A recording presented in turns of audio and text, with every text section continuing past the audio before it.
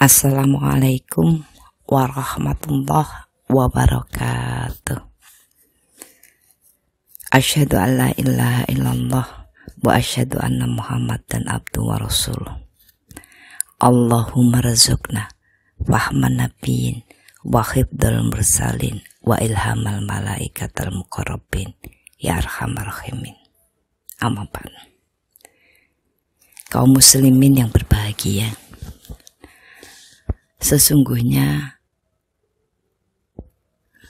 setiap takdir adalah mengejutkan. Itulah kelemahan kita sebagai manusia. Memang manusia adalah makhluk ciptaan Allah yang sangat tidak mengetahui apa yang akan terjadi pada jam-jam dan kehidupan berikutnya. Tanpa tuntunan Allah, pemeliharaan Allah, maka kita akan sangat memungkinkan tersesat dalam jalan kehidupan. Namun Allah selalu memberikan bagian keistimewaan dalam perjalanan kehidupan kita, yaitu dengan hadirnya takdir-takdir yang mengejutkan, agar kita selalu waspada, bersiap, dan terus memproses daya tanggap kita untuk menghadapi ujian-ujian yang akan memfasilitasi kita dalam kehidupan menjadi bersih, kokoh, dan terus berkembang. Maka yang pertama, kita memang harus terus melatih diri kita sehingga mempunyai tabungan-tabungan daya tahan jiwa dalam menghadapi berbagai takdir yang selalu dihadapkan kepada manusia. Artinya kita harus memahami ketika Allah memberikan kesempatan-kesempatan dalam kehidupan kita, harus kita manfaatkan sebagai bagian yang akan ikut andil mempersiapkan kemudahan-kemudahan jalan kehidupan kita di masa yang akan datang. Sehingga ketika takdir-takdir itu datang kepada kita, kita pun yang terpenting sudah memiliki kekuatan jiwa untuk bisa bertahan.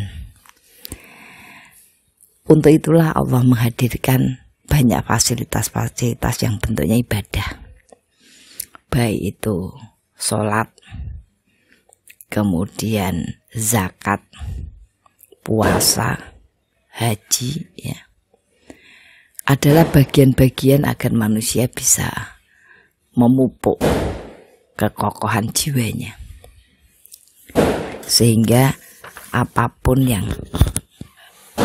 dihadapkan kepadanya mampu segera diatasi.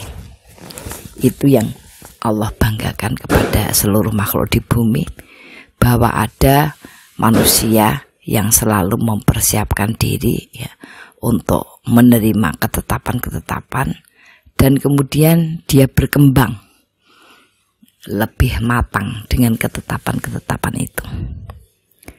Yang kedua, biasakan diri kita berada dalam kesulitan, karena kita pahami bahwa kebaikan itu selalu dilingkari sesuatu yang tidak nyaman, bahwa kebaikan itu diiringi dengan kecapean-kecapean, bahwa kebaikan itu akan diiringi dengan suasana-suasana yang menekan. Maka berlapang dadalah bahwa setiap hal yang akan kita capai dan kita berada kepingin mencapai bagian yang baik, pasti kita akan melalui tahapan-tahapan sulit, ya. sehingga itu akan menjadikan kita, melatih kita untuk menjadi terampil, yaitu orang yang selalu bisa melakukan dan menghadapi ujian-ujian itu dengan mudah, cepat, dan senang ya, sehingga suasana-suasana berat itu menjadi suasana-suasana yang menantang dia untuk terus maju dan berkembang dengan berbagai ketetapan-ketetapan yang diberikan padanya.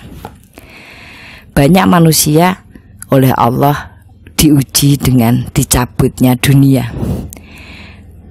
dicabut penglihatannya, tidak dikaruniai kelengkapan tubuh, tangan, kaki ya. Kemudian diberikan jatah rezeki yang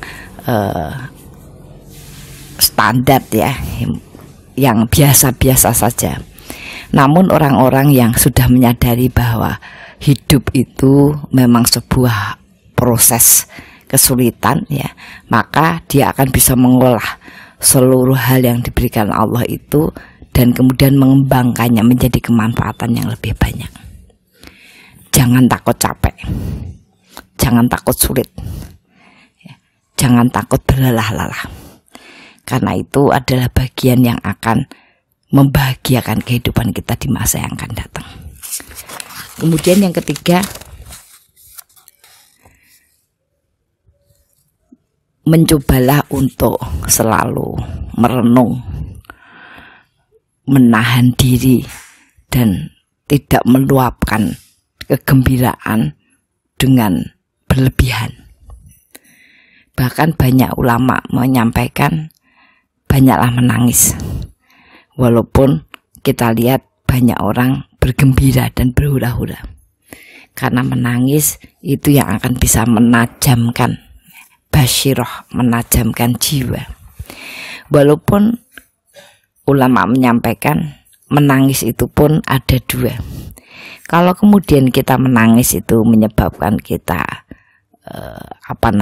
kepingin berbuat baik yang lebih banyak, maka itu adalah tangisan yang benar, tangisan yang mengkhawatirkan akhiratnya.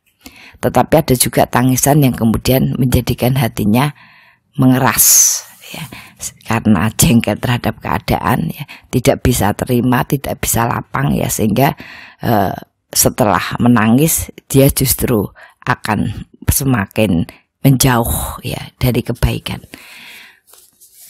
Kemudian yang selanjutnya, sebaiknya kita mencari teman, sahabat yang penuh hikmah. Orang sering mengatakan orang yang bijak itu orang yang sering diuji, orang yang akan terus berkembang itu orang yang siap menghadapi ujian. Nah, untuk itu janganlah bersahabat dengan orang yang suka hura-hura. Janganlah bersahabat atau berdekatan atau berada di sekeliling orang-orang yang tidak mau capek, mau enaknya saja. Maka dia tidak akan bisa membawa kita pada kokohnya jiwa, sehingga kita sering terpuruk ya, sering terhempas ketika menerima takdir-takdir Allah, yang bahkan sekalipun kita menganggap takdir itu adalah jelek, maka itu adalah sebuah pilihan yang diberikan kepada kita, karena hanya dengan itulah manusia akan bisa tumbuh dan berkembang menjadi lebih baik.